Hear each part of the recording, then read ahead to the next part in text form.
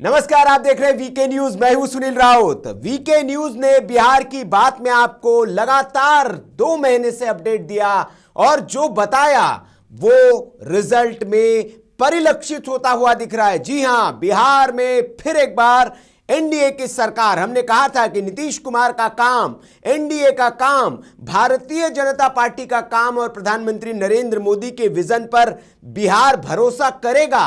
बिहार की जनता भरोसा कर रही है और वो नतीजों में दिख रहा है।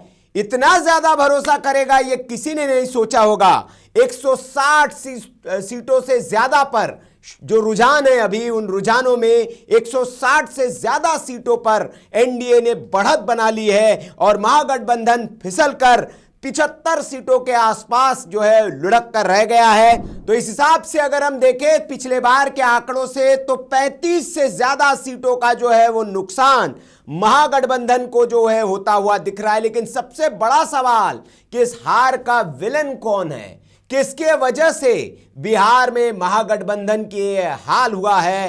तो अगर आप नतीजे देखेंगे और नतीजों के दौरान, चुनाव के दौरान जो हुआ वो सब देखेंगे तो आपको पता चल जाएगा। इन नतीजों ने राहुल गांधी के वोट चोरी के मुद्दे पर भी मुहर लगा दी है कि राहुल गांधी का वोट चोरी का मुद्दा बिहार में नहीं चला है।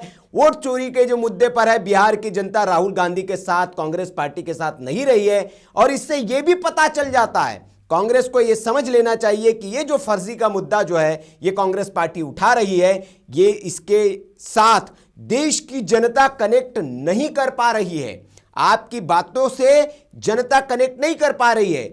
आप इसलिए फेल हो जा रहे हैं कि जब प्रवक्ता आपके प्रवक्ता या आप प्रेस कॉन्फ्रेंस करते हैं और जब उनसे सवाल पूछा जाता है कि कोर्ट क्यों नहीं जा रहे हैं आप, तो राहुल गांधी जब ये कहते हैं कि नहीं भाई हम कोर्ट तो नहीं जाएंगे, कोर्ट देख ले, तो उसी से आपकी विश्वसनीयता पर सवाल उठने खड़े हो जाते हैं। फिर आप चुनाव के दौरान विदेश निकल जाते हैं, चुनाव के बाद विदेश निकल जाते हैं, तो आपकी गंभीरता को देश की जनता आप समझने लगी है। सीरियस पॉलिटिशियन कांग्रेस के नेता को बनना पड़ेगा, तब उस पर विश्वास करेंगे। और यह आंकड़ों में दिख रहा है, 10 सीटों पर कांग्रेस जो है अभी की हालत में महज 10 सीटों, पिछले बार भी 19 विधायक थे कांग्रेस पार्टी की बिहार में, लेकिन अभी सिर्फ 10 सीटों पर लीड करती हुई दिख रही है। लेफ्ट दलों का बहुत बुरा हाल हो गया है। इससे बुरा हाल अब तक लेफ्ट दलों का बिहार में नहीं हुआ है। मैं 4 सीटों पर जो है लेफ्ट लीड कर रहे हैं। वीआईपी जिनको डिप्टी सीएम बना घोषित किया गया था, जीरो सीट पर मुकेश सहनी की पार्टी लीड कर रही है। और इसकी बड़ी वजह है, हमने एक वीडियो में बताया भी था, अगर आपको याद हो, कि अपने भाई को आपने आरजेडी के सामने सरेंडर करके जो बैकआउट कर दिया, वो जो मल्लाह समाज है उसके बीच में बहुत बुरा संदेश गया कि मुकेश सहनी जो है वो अवसरवाद की राजनीति करते, सिर्फ अपनी कुर्सी के लिए राजनीति करते, उनको समाज की चिंता नहीं है। और पूरे समाज के भीतर ये संदेश गया कि आपने सरेंडर कर दिया तेजस्वी यादव के आगे, अपने समाज के सम्मान को आपने सरेंडर कर दिया। और वहीं से मुकेश सहनी के ये जीरो की यात्रा शुरू हो गई थी और अब उसमें दिख रहा है। प्रशांत किशोर बहुत कुछ खास करते हुए नजर नहीं आ रहे, 1 सीट पर महज आगे चल रहे हैं। असदुद्दीन ओवैसी का भी जलवा नहीं चल पा रहा है 1 सीट पर, लेकिन उसके बरक्स आप एनडीए देखेंगे, हर दल कमाल करता हुआ नजर आ रहा है। भारतीय जनता पार्टी लगभग 70 सीटों पर लीड कर रही है। जेडीयू सबसे बड़ी पार्टी 76 सीटें, 101 लड़े थे दोनों, 76 सीटों पर लीड कर रहे हैं।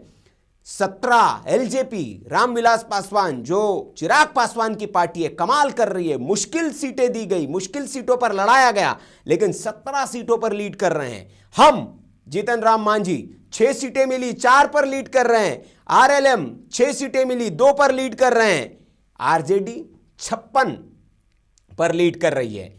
कांग्रेस महज 10, लेफ्ट मैं बता ही चुका हूं 4 और वीआईपी 0। तो ये तमाम आंकड़ा है 170 सीट, लैंडस्लाइड विक्ट्री जो है। और ये भारतीय राजनीति के लिए एक शोध का विषय होगा। भारतीय राजनीति में रुचि रखने वाले, राजनीति शास्त्र में रुचि रखने वाले छात्रों के लिए, कि लगातार एक व्यक्ति एक राज्य का मुख्यमंत्री रहता है, लगातार अलग अलग दलों से वो हाथ मिलाता है, और उसके बावजूद उसकी लोकप्रियता अगर इतनी ही बरकरार रह रही है तो इसके पीछे क्या वजह है। और अगर हम खंगालेंगे, पन्नों को पलटेंगे, तो नीतीश कुमार की बेदाग छवि, परिवारवाद का दाग, आप देखिए कितनी रीजनल पार्टियां हैं, जिसकी जितनी भी रीजनल पार्टियां है उसका एक माई बाप है, उन्होंने उस पार्टी को अपनी परिवार की प्राइवेट लिमिटेड पार्टी बना ली है। आप आरजेडी ले लीजिए, वो लालू यादव की पार्टी है, लालू यादव के परिवार की पार्टी है, उसमें उसके बाहर के व्यक्ति के बारे में आप सोच नहीं सकते। लालू यादव के बाद तेजस्वी तैयार है। आप उत्तर प्रदेश में आ जाइए, मुलायम सिंह की पार्टी अखिलेश यादव के हाथ में आई है, बेटे के हाथ में चलेगी। लेकिन जेडीयू नीतीश कुमार की जो पार्टी है वो किसके हाथ में जाएगी? नीतीश कुमार का बेटा राजनीति में नीतीश कुमार ने नहीं लाया। तो परिवारवाद का कलंक अपने कुर्ते पर, सफेद कुर्ते पर नीतीश कुमार ने नहीं लगने दिया। भ्रष्टाचार, करप्शन का कलंक अपने कुर्ते पर नहीं लगने दिया।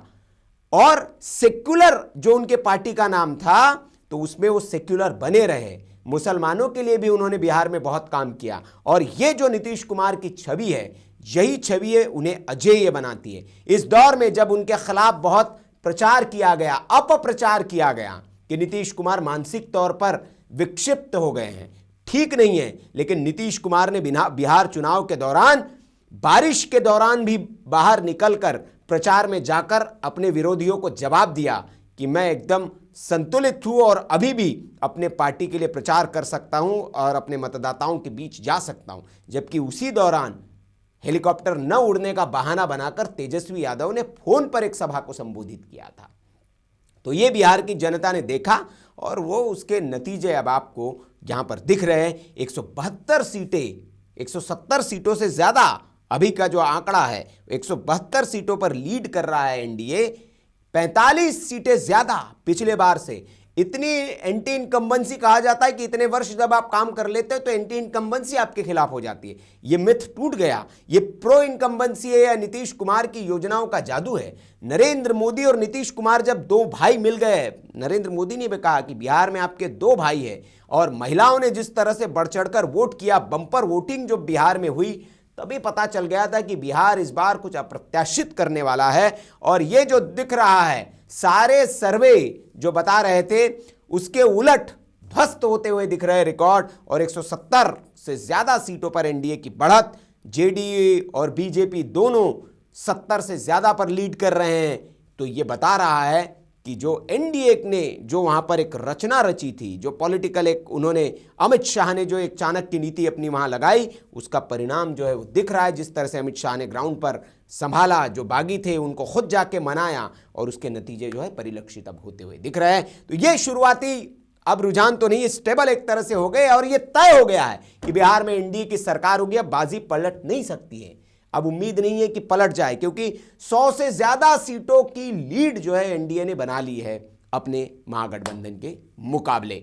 तो आपका इस रिजल्ट पर क्या राय है, कमेंट करके आप हमें जरूर बताएं। और यह भी बताएं कि क्या इसके बाद वोट चोरी को लेकर अब विपक्ष फिर वही रोना रोएगा कि ईवीएम, वोट चोरी। आप अपनी राय जरूर दें। वीडियो अच्छा लगा तो लाइक करें, शेयर करें, और लगातार बिहार से जुड़े अपडेट्स के लिए हमारे साथ बने रहिए। देखते रहिए वीके न्यूज। नमस्कार। वीके न्यूज, राष्ट्र के नाम।